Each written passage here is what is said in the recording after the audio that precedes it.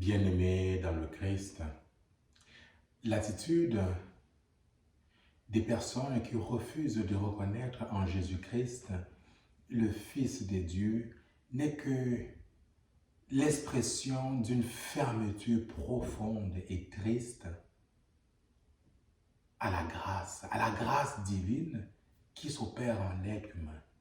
Dans l'évangile de ce jour, on voit que les Juifs accusent Jésus de blasphémer, de se reconnaître comme fils de Dieu alors qu'il n'est qu'un homme. Ne faisons-nous pas la même chose lorsque nous avons un regard négatif sur notre personne? Les pères de l'Église nous disent que Dieu s'est fait homme pour que l'homme devienne comme Dieu. Dieu s'est fait homme pour que l'homme, l'être humain, devienne comme Dieu.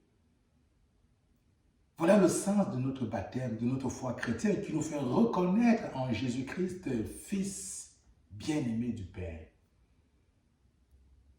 Cet évangile nous invite à reconnaître Jésus-Christ comme Fils de Dieu. Et parce que nous sommes baptisés et nous devenons frères du Christ et sœurs du Christ, nous aussi nous devenons fils et filles bien-aimés du Père.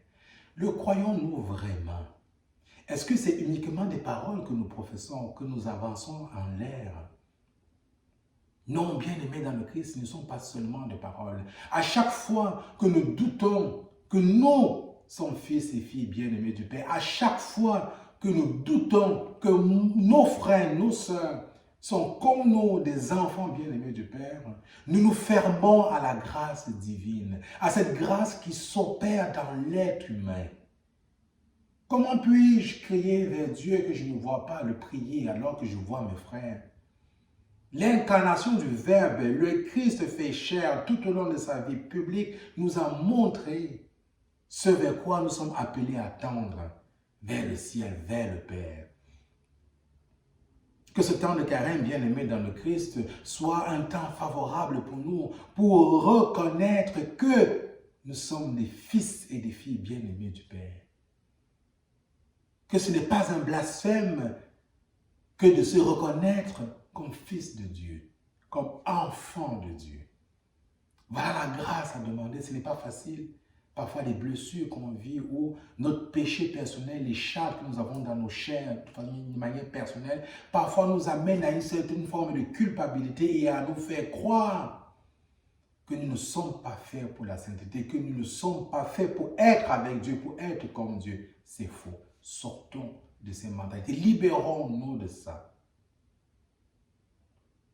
Ne mettons pas de bornes à l'amour immense et infini du Père. Ne soyons pas des obstacles à la grâce divine qui s'opère en nous, qui s'opère en nos frères. Amen.